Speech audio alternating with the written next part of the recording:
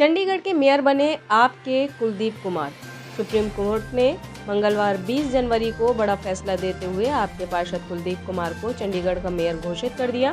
इस फैसले के बाद कुलदीप कुमार ने कहा कि उन्हें कहीं न कहीं विश्वास था कि अदालत से इंसाफ जरूर मिलेगा। उन्होंने दिल्ली के सीएम अरविंद केजरीवाल, पंजाब के सीएम भगवंत मान और पार्टी के दूसरे सीनियर लीडर्स को धन्यवाद दिया और कहा कि वो हमारी लड़ाई में साथ खड़े रहे। पगड़ी पहनी है तो खालिस्तानी बोल रहे हो। पश्चिम बंगाल के ऊपर 24 परगना जिले के संदेशखाली में स्थिति और तनावपूर्ण हो गई है। संदेशखाली में महिला यौन हिंसा मामले के खिलाफ विपक्षी दल भारतीय जनता पार्टी पूरी तरह से सड़कों पर उतरी हुई है। मंगलवार 20 फरवरी को कई बीजेपी विधायक संदेशखाली में एंट्री करने का प्रयास कर रहे थे, जिनको आईपीएस अधिकारी जसप्रीत सिंह ने रोका। इस दौरान बीजेपी विधायकों और पुलिस अधिकारी के बीच बहस हुई। बीजेपी विधायकों ने उनको कथित तौर पर खालिस्तानी कह दिया, जिसके बाद दोनों पक्षों के बीच मीडिया के सामने खूब बहस भी हुई।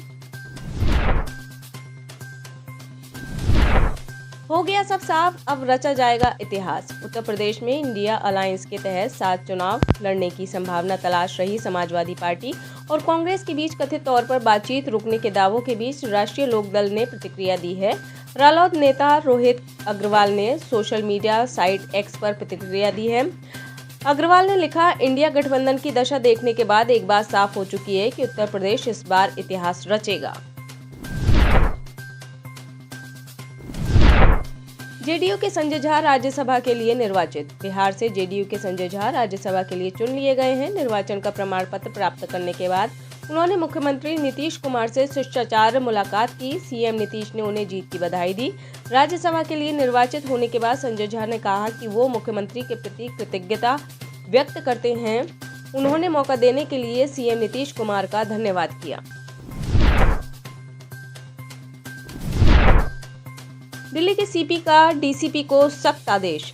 राष्ट्रीय राजधानी दिल्ली में निगरानी के लिए लगाए गए 2 लाख सीसीटीवी कैमरों में आए दिन किसी न किसी आपराधिक घटनाओं की फुटेज कैद हो जाती है, जिसमें कई वारदात सनसनीखेज भी होते हैं। जब किसी सनसनीखेज वारदात का वीडियो वायरल हो जाता है तो वह पुलिस के लिए परेशानियों का सबब बन जाता है, जिसे रोकने के लिए दिल्ली पुलिस के कमिश्नर संजय अरोड़ा ने सभी जिला के डीसीपी को सख्त निर्देश दिए हैं। दिल्ली पुलिस कमिश्नर ने कहा कि ऐसे वीडियो वायरल होने पर डीसीपी और एसएचओ की जवाबदेही तय की जाएगी। उन्होंने कहा कि वीडियो के लीक होने का सबसे बड़ा कारण है वारदात के बाद सीसीटीवी फुटेज लेने वाले पुलिसकर्मी द्वारा उस डीवीआर को जब्त कर लेना।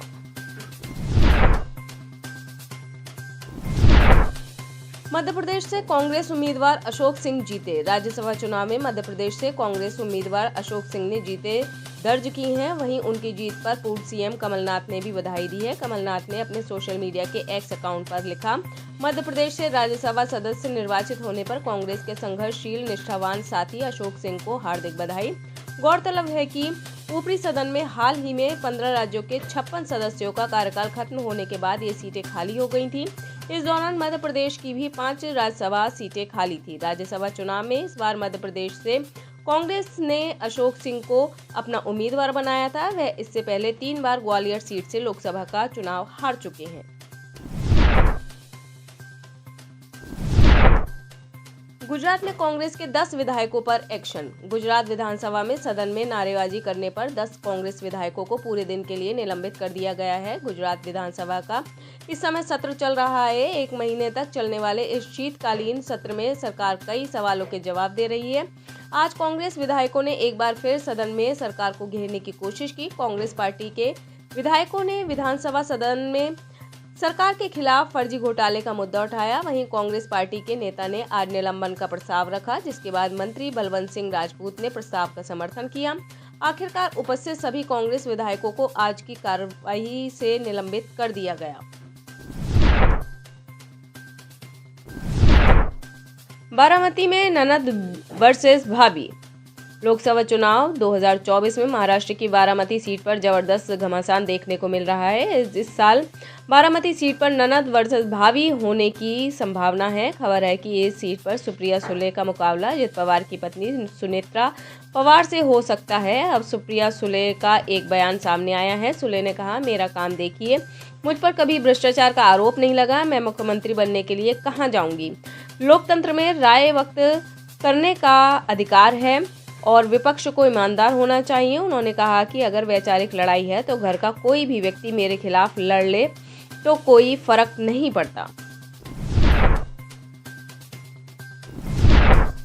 शिबू सोरेन ने दिल्ली एससी में की अपील। झारखंड मुक्ति मोर्चा के सुप्रीमो और राज्यसभा सांसद शिबू सोरेन ने आय से अधिक संपत्ति में लोकपाल की जांच से जुड़े मामले में दिल्ली हाईकोर्ट की एकल पीठ के आदेश के खिलाफ डबल बेंच में अपील की है। इस पर मंगलवार 20 फरवरी को सुनवाई होगी। दिल्ली हाईकोर्ट के जस्टिस सुब्रमण्यम प्रसाद की पीठ ने 22 जनवरी को सोरेन की यह याचिका खारिज कर दी थी, जिसमें उन्होंने भारत के लोकपाल की ओर से उनके खिलाफ शुरू की गई कार्रवाई को चुनौती दी थी।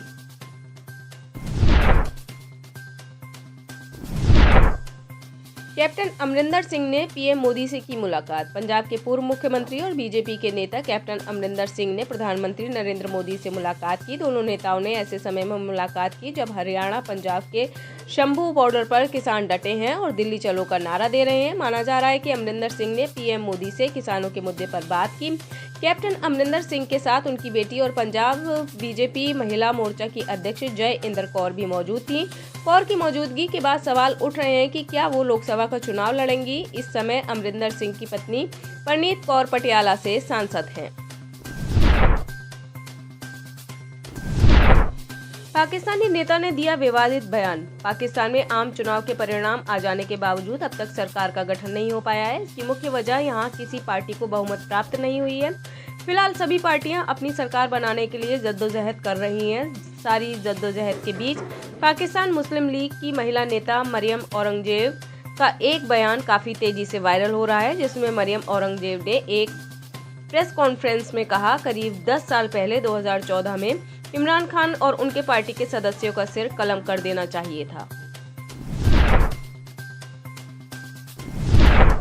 किम जोंग उन के लिए तोड़ा गया यूएन का नियम। रूस के राष्ट्रपति व्लादिमीर पुतिन ने उत्तर कोरिया के तानाशाह किम जोंग उन को एक स्पेशल गिफ्ट भेजा है। उन्होंने किम को उनके निजी इस्तेमाल के लिए एक रशियन कार गिफ्ट की है। इस बात की जानकारी आधिकारिक मीडिया ने मंगलवार 20 फरवरी को दी। माना जा रहा है कि यह गिफ्ट संयुक्त राष्ट्र के नियमों का उल्लंघन हो सकता है, क्योंकि संयुक्त राष्ट्र ने रूस और उत्तर कोरिया के बीच होने वाले लेन देन पर रोक लगाई है। मालदीव के लोन को देखकर टेंशन में आई अमेरिका। चीन और मालदीव के बीच बढ़ती नजदीकी से केवल भारत ही नहीं, अमेरिका भी परेशान है। उसका सबसे बड़ा सिरदर्द मालदीव का बढ़ता कर्ज है। अमेरिकी वरिष्ठ राजनयिक के मुताबिक मालदीव को अगर 2026 तक ऋण पुनर्गठन प्राप्त नहीं होता है तो उसके ऊपर करीब 1.3 अरब डॉलर का कर्ज हो जाएगा, जो सरकार की वजह से कहीं अधिक होगा।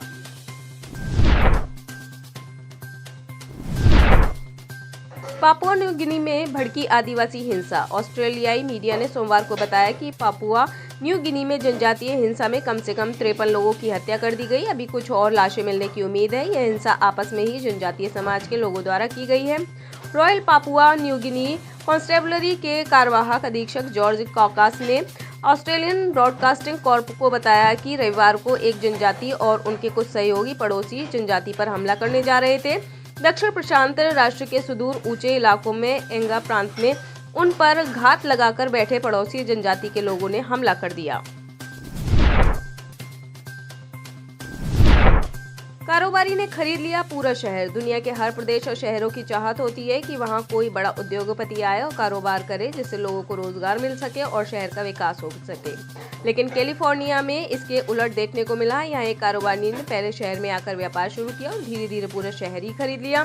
कार्मेल शहर को मोनाको के रहने वाले पैट्रिस पास्टर नाम के एक कारोबारी ने खरीद लिया है। यह कारोबारी साल 2015 में शहर आया और $22 की एक हवेली खरीदी। इसके बाद शहर में अपना कारोबार बढ़ाता गया और पूरा शहर ही खरीद लिया।